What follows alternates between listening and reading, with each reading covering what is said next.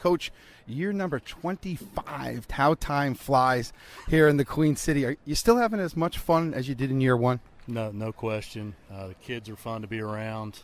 I've got a 17-year-old daughter anyway, so I'm kind of used to dealing with this age kid. So, they want to do well. They want to work hard. And there's a few more distractions now than there was back when you and I were growing up, but with cell phones and the internet and all kinds of other stuff. But they're a fun group to be around. We got a good group of seniors that's really doing a good job with, from a leadership standpoint.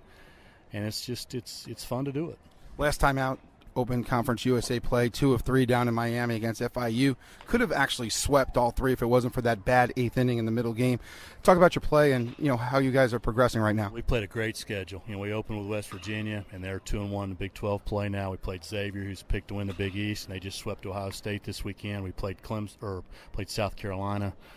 We played NC State, playing Wake Forest now. Played FIU, and FIU beat Miami a couple of times in the middle of the week before we played them. So played a great schedule.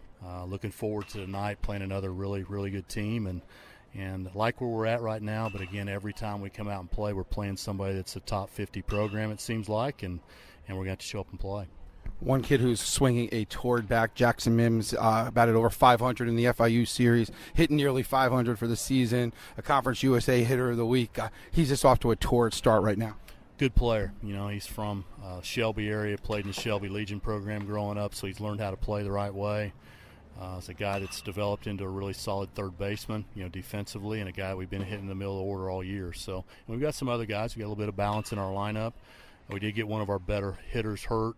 Drew Ober had a shoulder issue about a week or so ago that's kind of hurt a little bit with our lineup and given length to our lineup, but we got some younger guys we feel like we can develop. Charlotte 49ers head coach Loren Hibbs joining us here at Carolina Sports Network.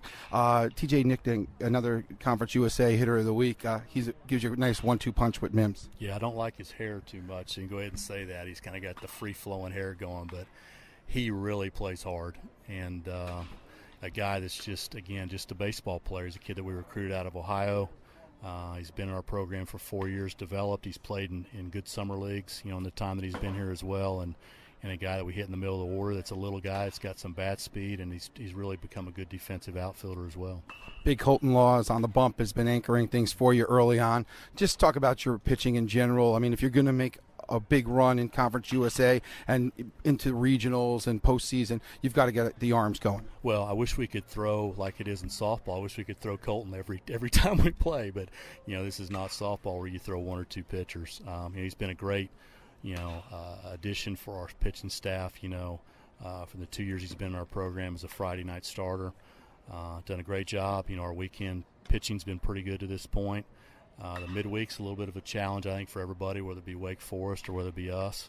We're going to run several guys out there tonight and try to see if we can develop a little bit more depth. Lastly, you're back here, BB&T Ballpark in Uptown Charlotte. You were 2-1 a year ago. What kind of an honor and a thrill is it for you? I know you've done some radio here for the Knights throughout the summer last year, but to bring the kids back here again for a second straight year. This is so cool, isn't it? I mean, this is, you're 33 years into doing this now at the Division I level, and all the places that we've played and all the things that we've done over the years, but this is one of the coolest places that we've been. And it was kind of fun to watch the young guys that haven't been here before kind of walk in and kind of see everything. And we told them, let's get it out of our system. Let's enjoy the experience in pregame BP and our pregame in and out. And then once the game starts, it's time to show up and compete. So, but just the Knights have been tremendous to work with.